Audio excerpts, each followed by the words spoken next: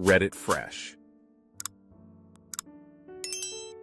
Am I the idiot for asking my wife to make me lunch?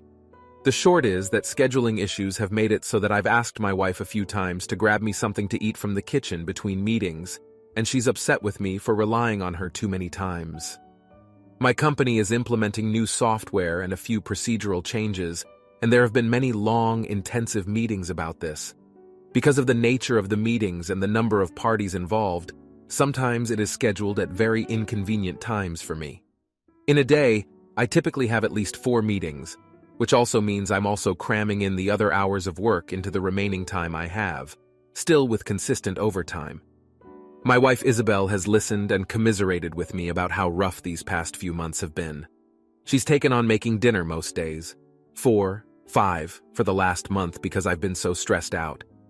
Several of my meetings have ended up being through normal lunch hours, and by the time they finish, I can either get a small snack at the cafe or another coffee, or else I won't be ready to eat dinner when Isabel is ready, either to make it or to have me make it. On Mondays and Tuesdays, I work from home because they're the outlier with the most meetings crammed in. Some of it is the new software, some of it is housekeeping, and all of it helps with the trajectory of the week. It also means I don't eat most of the day, because I try not to ask for her to make me something I can stuff down my throat between meetings.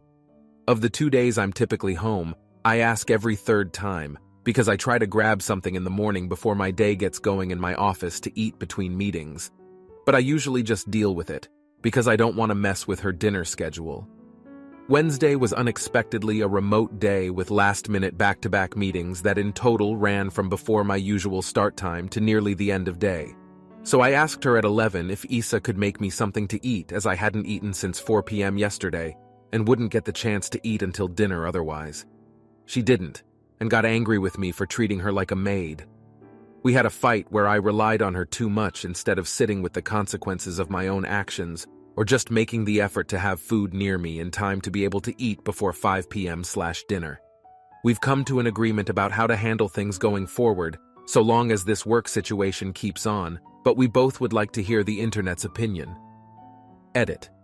The final resolution is that I will keep some protein bars at my desk, so I can have something when I forget to set something up for myself for the morning. Like in the case of Wednesday, where I was already working long before I'm usually working. You're an idiot, even if your wife is a stay-at-home mom. My wife is a stay-at-home mom, and I still make my own lunch whether I am home or not. It's called meal prep. Don't have the time to make lunch during work? Fix it before work. She isn't your mom or your maid. Be an adult.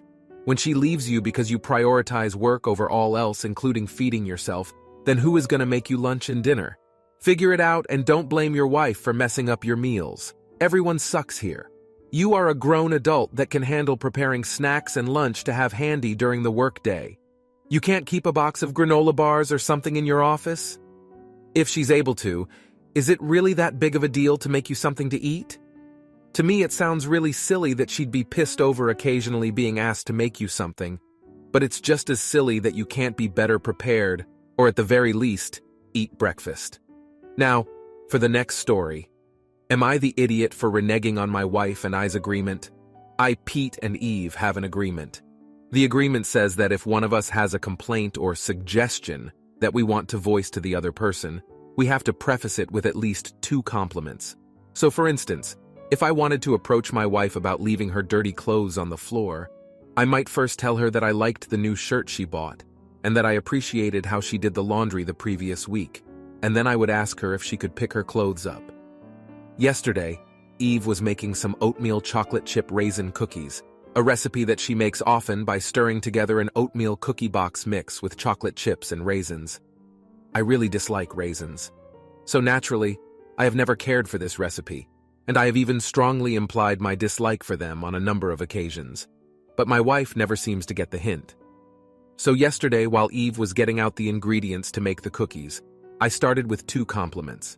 I said that it was a nice gesture for her to make cookies for the family, and that I liked how she cooked them for the perfect amount of time, so that they weren't too hard or too doughy. I then told her that I didn't care for the raisins, and that I would appreciate it if she made a few cookies without them, since the raisins aren't already mixed in. Eve adds them and the chocolate chips to the box mix. My wife nodded, so I thought that meant she was saying yes. Later, she announced the cookies were ready to eat, so I came over and asked which ones didn't have raisins. With a confused expression on her face, she asked me what I meant. I reminded her of our conversation earlier. Eve replied that since I had given her 2 compliments on the cookies but only 1 complaint, she thought I enjoyed her raisin cookies more than I disliked them, so she continued with the original recipe. She said they couldn't be that bad if 2/3 of my comments about them were positive. I was at a loss, so I just sat down. I wanted to say something, but I didn't know how to articulate my thoughts. Finally, I decided to just go for it. "Eve," I began. But before I could continue, Eve interrupted in a warning tone. "Careful, Pete. Remember our agreement." At that point, I lost it. I stood up abruptly and told her I couldn't pretend anymore, and that eating the raisin cookies like this was unbearable, and that my feelings about the cookies were pretty much all negative. I didn't preface that comment with 2 positives, so I broke our agreement here.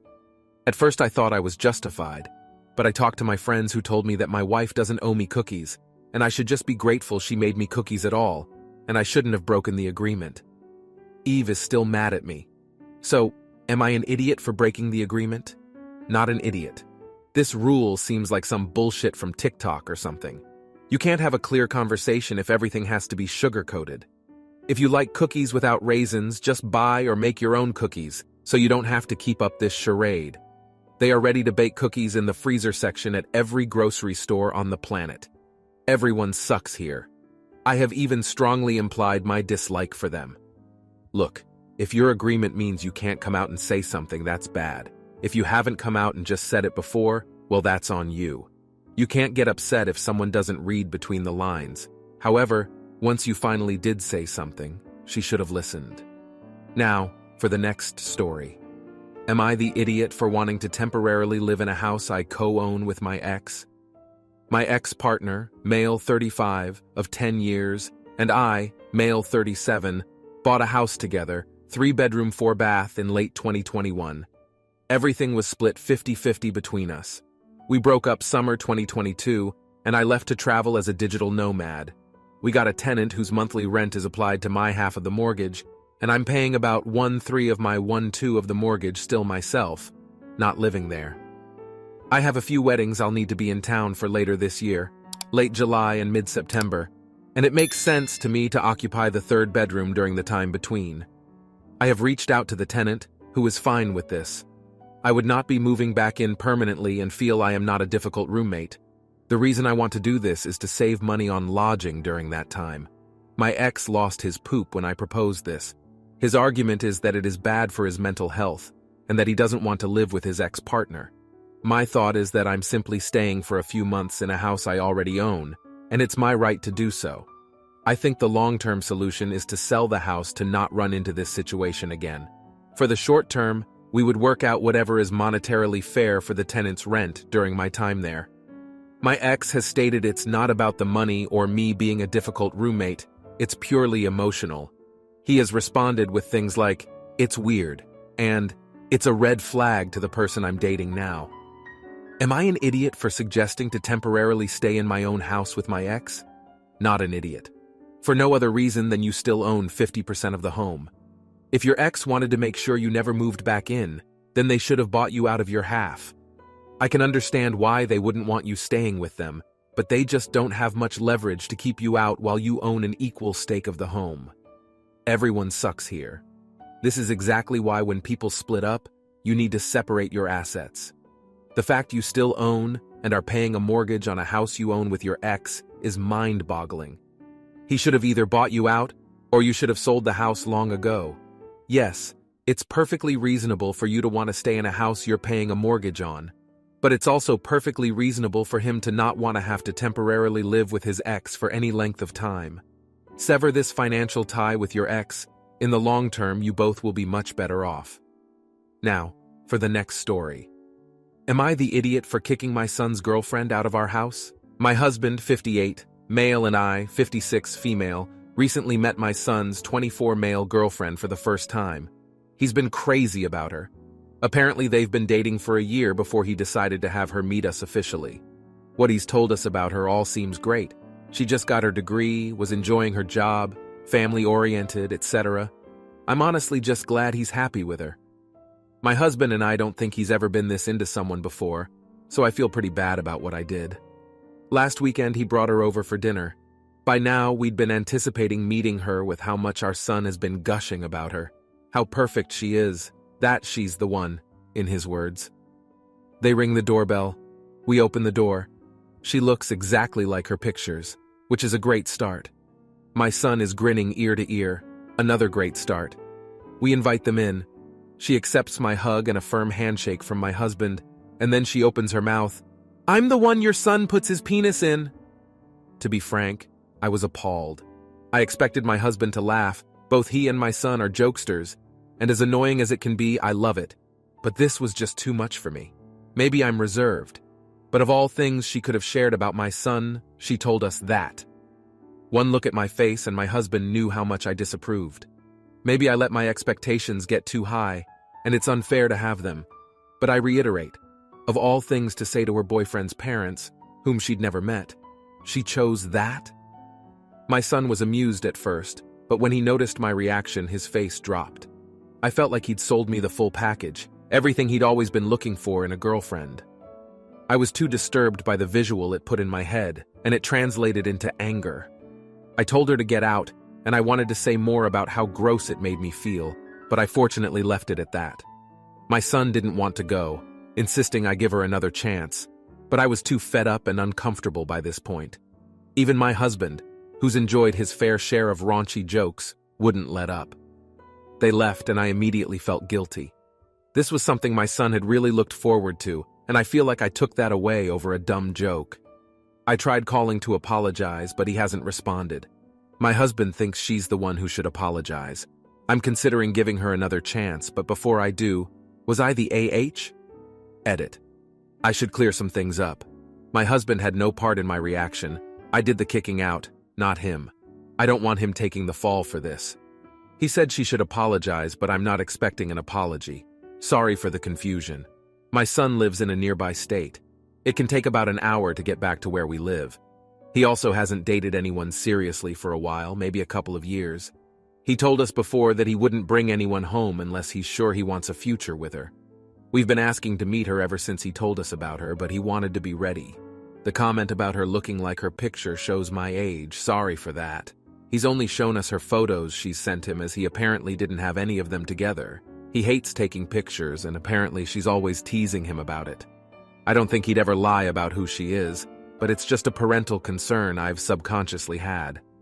I felt the same way about my daughter's boyfriend when we first met him. I don't have any criteria that either of my kids' spouses need to meet. I just hope my kids are happy with them. What I meant by her being the full package was indicative of what he's told us about her. As his parents, we have a good idea of what he looks for in a partner, and she checked off everything based on what we'd been told.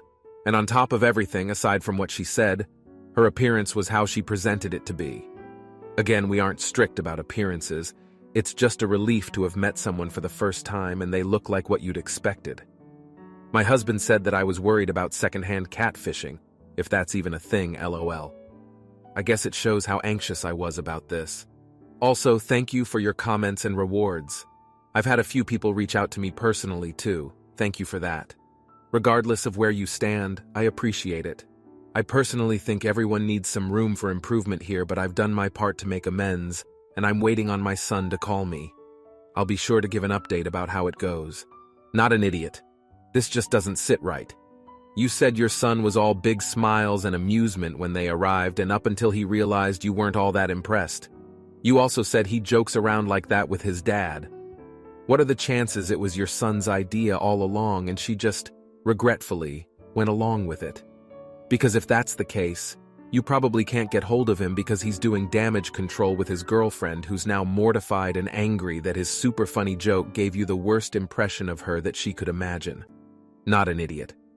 Not sure why anyone thinks that this is an acceptable thing to say to your boyfriend's parents the first time you meet them. I understand she was likely nervous, but that doesn't make this any less of a weird thing to say. Now, for the next story. Am I the idiot for making a pregnant lady wait in the rain? Me, female 15, got home from school yesterday and it was raining. I already walked from school to my apartment and I was drenched, so I just wanted to get in my house and take a shower. My apartment only had one elevator and only 10 people could get on at a time. When I got to the elevator, 9 people were already in, so by getting in I took up the last place. But doing so made some pregnant ladies have to wait in the rain.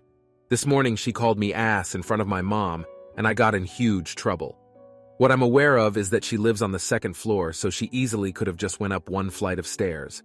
I live on the 6th floor, so I couldn't do that so casually. I don't think I'm in the wrong, but what do you think? Am I an idiot? Not an idiot. To me. Some other comments bring up the risk of injury to the pregnant lady, but you could have easily gotten hurt going up 6 sets of stairs being drenched. At least she only had 1. It's valid of her to be frustrated, of course, but she can't expect the world to bend to her will just because she's pregnant. And the fact she took it out on you publicly when others could have let her on too is strange and rude to me. Not an idiot. It's an elevator. First come, first serve, and the best part is, it comes back around. Rain sucks for everyone, and it sounds like there were 9 other people who could have let her have their spot. Additionally, she's incredibly petty for calling a child out a whole day later. Minors are not the lowest on priority, and shouldn't be hassled for the same thing other adults are doing.